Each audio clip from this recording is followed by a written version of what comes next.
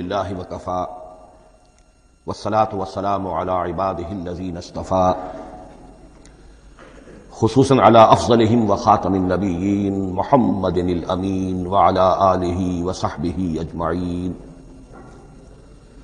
اما بعد فقد قال اللہ تبارک وتعالی کما ورد فی سورۃ الزخرف اعوذ باللہ من الشیطان الرجیم بسم اللہ الرحمن الرحیم حامیم والکتاب المبین انا جعلناہ قرآنا عربیا لعلکم تعقلون وانہ فی ام الکتاب لدینا لعلی حکیم.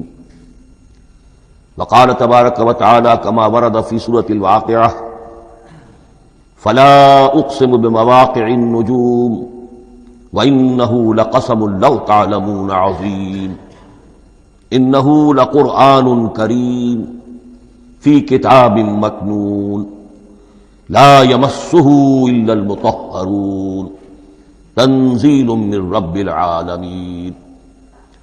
وقال عز وجل کما ورد فی آخر سورۃ الفجر بل هو قرآن مجید فی لوح محفوظ صدق اللہ العظیم.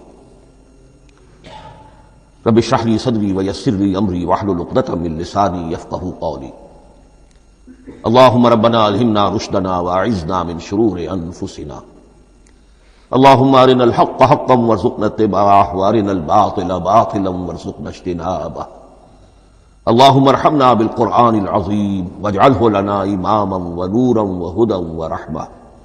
اللهم ذكرنا منه ما نسينا وعلمنا منه ما جهلنا وارزقنا تلاوته آناء الليل وآناء النهار واجعله لنا حجة يا رب العالمين آمین. آج شعبان معظم کی 28ویں شب ہے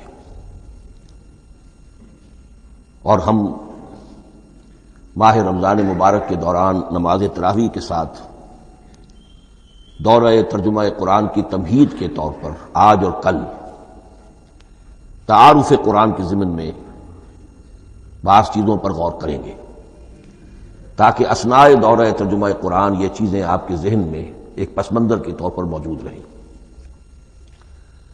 رمضان مبارک میں نماز تراویح کے ساتھ دورہ ترجمہ قرآن کا جو سلسلہ ہم نے شروع کیا اب اسے 15 برس سے زائد ہو چکے ہیں. الحمدللہ کہ اس کا چرچا اب وسیع و عریض پیمانے پر ہو چکا ہے، نہ صرف اندرون ملک بیرون ملک بھی.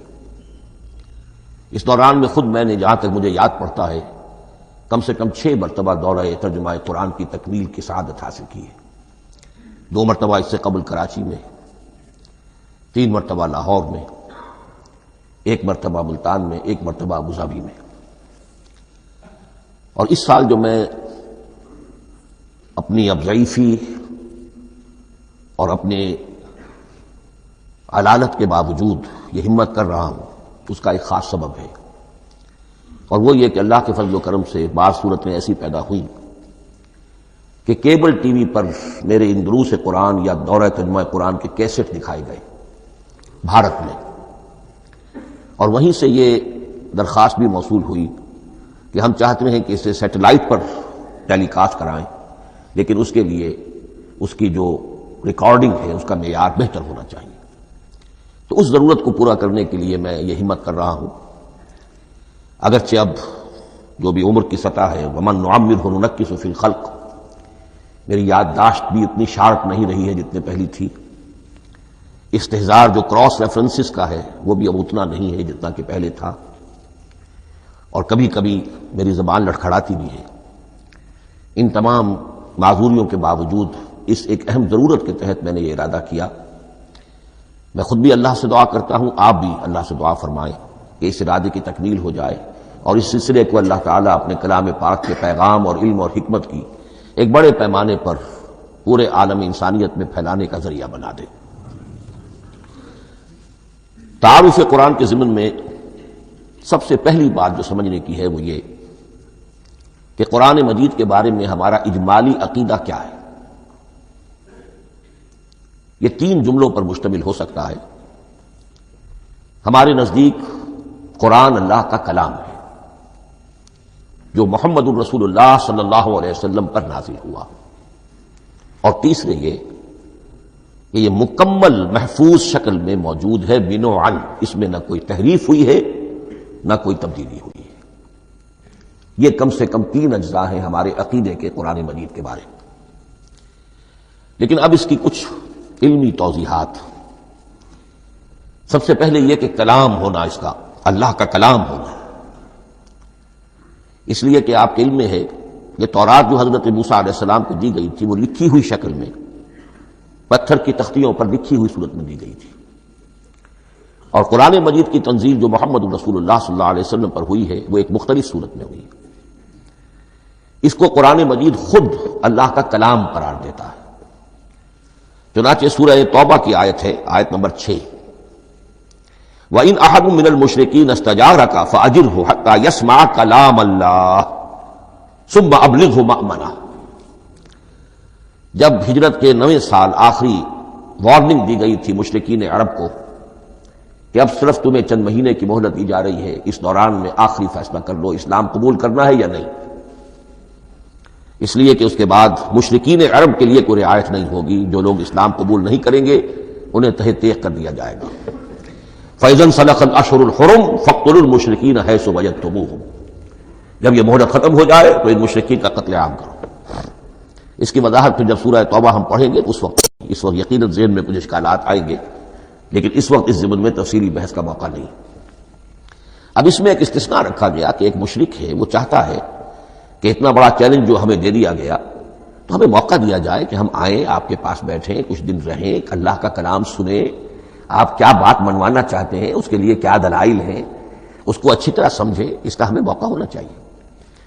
اس کے لیے یہ آیت نازل ہوئی کہ وَإِنْ أَحَدٌ مِّنَ الْمُشْرِكِينَ اسْتَجَارَكَ، اے نبی اگر ان مشرکین میں سے کوئی شخص آپ سے پناہ طلب کرے فَأَجِرْ، اسے پناہ دیجئے، حَتَّى يَسْمَعَ كَلَامَ اللَّهِ، یہاں تک کہ وہ اللہ کا کلام سن لے۔